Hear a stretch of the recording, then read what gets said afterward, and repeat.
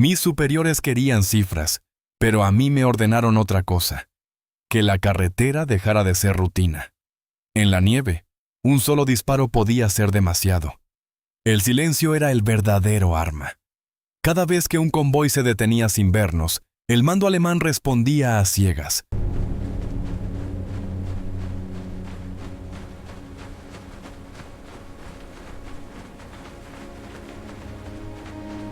Y eso era lo que buscábamos. El frío me dormía los dedos, pero el miedo real era un crujido mal dado bajo el hielo. Cuando por fin oí los pasos acercarse a nuestra traza, supe que la misión no terminaba con el último tiro, sino con la retirada. Enero de 1943. Frente Oriental, en una franja boscosa al oeste de un pequeño río helado. El sector había quedado en manos soviéticas, tras combates de desgaste y repliegues cortos. Los alemanes intentaban sostener la línea con carreteras de tierra compactada, puestos avanzados y columnas de abastecimiento que llegaban a horas fijas.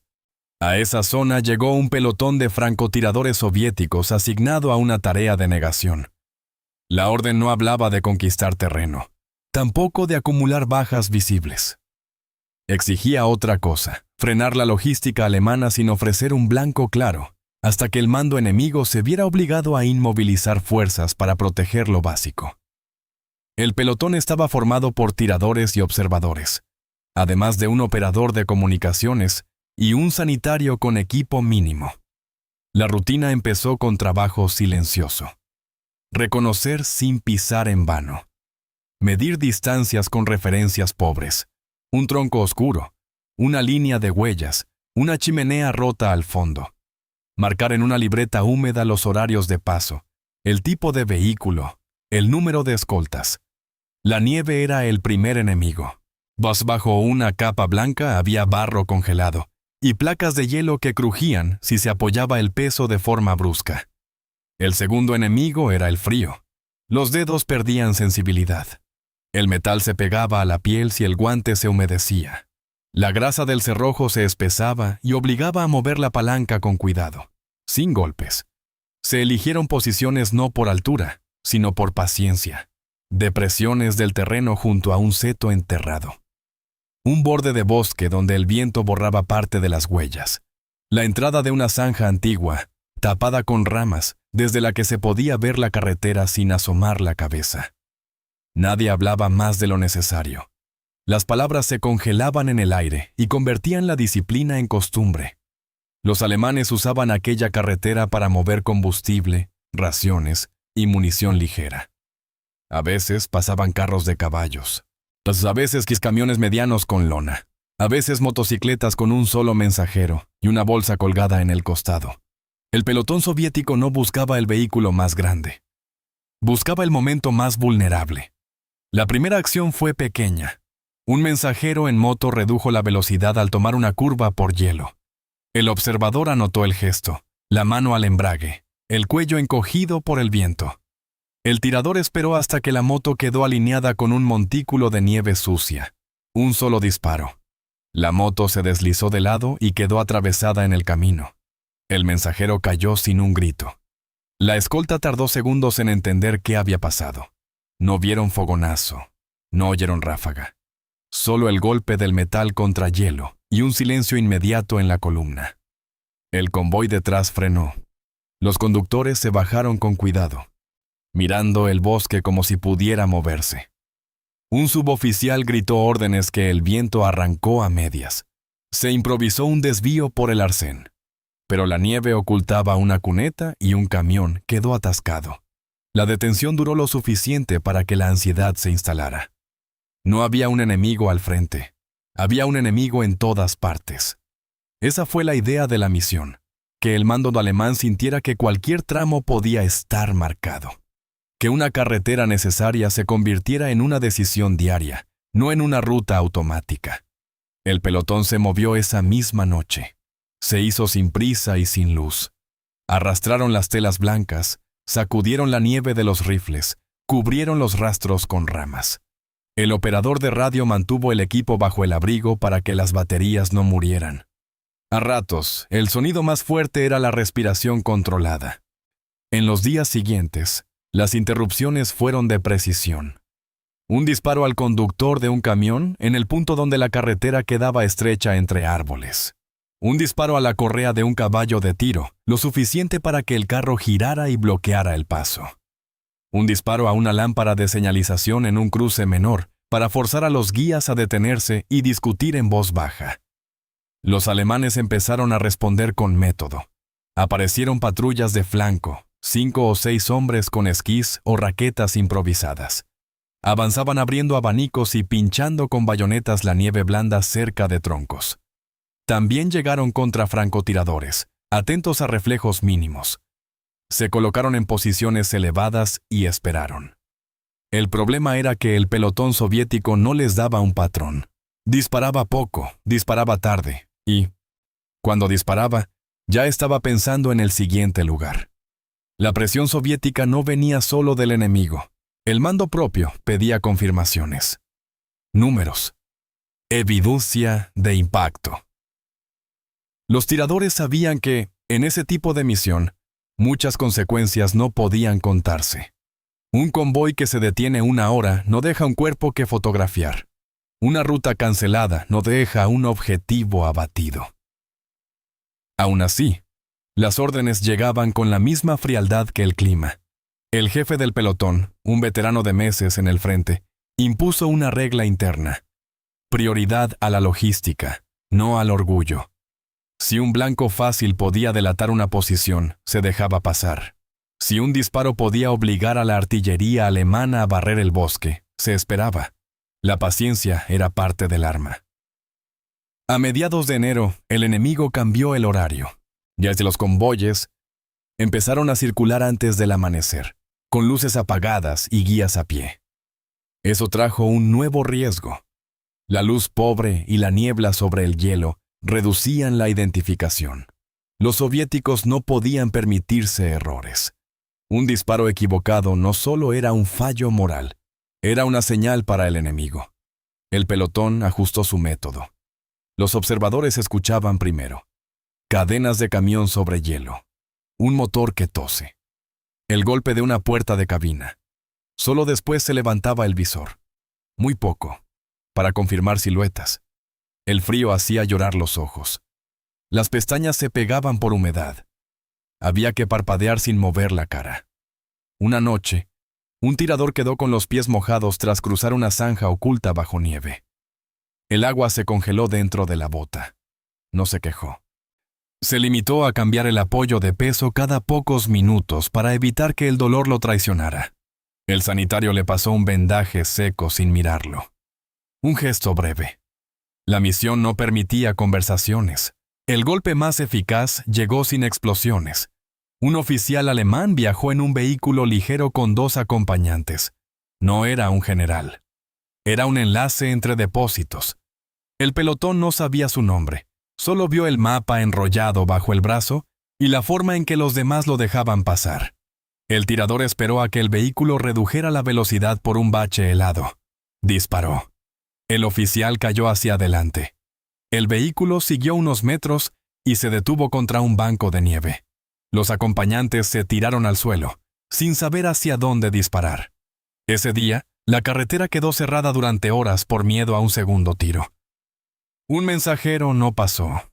Una orden no llegó. Un depósito no abrió a tiempo. La respuesta alemana fue dura y ciega.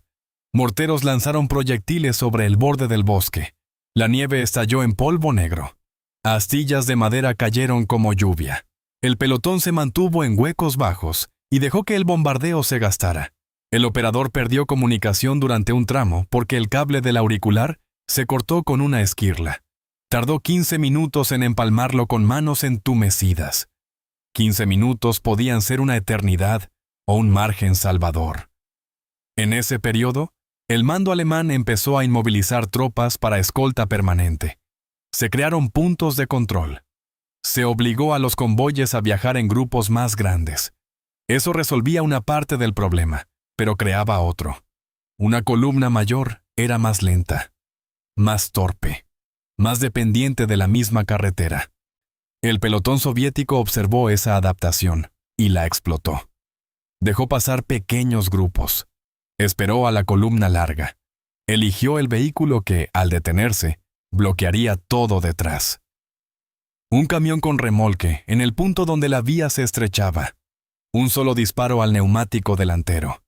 Cuando el hielo hacía imposible corregir. El camión giró y quedó cruzado. Los vehículos posteriores frenaron y chocaron a baja velocidad. No fue un desastre visible desde el cielo. Fue un atasco prolongado, lleno de gritos, humo de motores y manos que no sentían las herramientas. Ahí apareció el verdadero pánico. No era miedo a morir en combate. Era miedo a no controlar lo cotidiano. Miedo a que la carretera, que debía ser segura, se comportara como un frente. El propio pelotón soviético pagaba el costo. Dormían en turnos cortos. La falta de calor provocaba tos seca. Las raciones se rompían con cuchillo. El papel de los mapas se humedecía y se pegaba a los dedos. Un observador empezó a perder sensibilidad en 2 dedos. Lo ocultó hasta que el jefe lo vio temblar al escribir. Se decidió rotarlo a tareas de escucha y mantenerlo en retaguardia cercana. No hubo reproches. El frente no era lugar para orgullo. En febrero, la misión se acercó a su punto de tensión máxima. El mando soviético exigió un efecto decisivo antes de reubicar el pelotón. No pedían una ofensiva, pero sí un golpe que obligara a los alemanes a reorganizar su ruta por completo. El jefe del pelotón eligió un cruce donde 2 caminos convergían hacia un depósito de munición. El lugar era abierto. Poco bosque. Más riesgo. También más impacto. Se preparó con varios días de observación. Se midieron distancias con pasos contados y referencias en sombras. Se cavaron pequeñas cavidades con palas cortas, lo justo para tumbarse sin sobresalir. Se colocaron tiras de tela blanca sobre el equipo para eliminar líneas oscuras. Se definieron señales simples. Un tirón del cable del observador. Un golpe leve en la nieve. Nada de palabras. El día elegido amaneció con niebla baja. El sonido viajaba raro. A veces cercano. A veces ausente. El convoy alemán llegó como se esperaba, más largo que semanas atrás. Había escoltas, pero cansadas.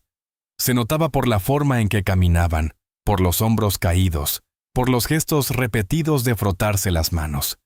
El tirador principal no apuntó al primero, tampoco al último. Apuntó al camión que llevaba rollos de cable y herramientas, identificado por el observador días antes. Ese camión era clave para despejar caminos y reparar atascos. Un disparo. El conductor se desplomó. El camión avanzó sin guía y se salió hacia una zanja. La rueda quedó hundida. Los vehículos detrás frenaron y empezaron a apilarse. Los alemanes abrieron fuego hacia la niebla. Disparos sueltos, ráfagas cortas. La respuesta estaba cargada de impotencia.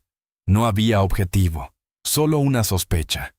El pelotón soviético sostuvo el silencio. No disparó de inmediato otra vez. Esperó. Dejó que el atasco creciera. Dejó que el mando alemán, al verlo, enviara patrullas y un oficial de coordinación. Cuando el oficial apareció en el cruce, el tirador lo vio por el gesto de señalar con un guante y por la manera en que los demás lo rodeaban para escuchar. No fue un tiro impulsivo. Fue la culminación del método. Un solo disparo. El oficial cayó sobre la nieve.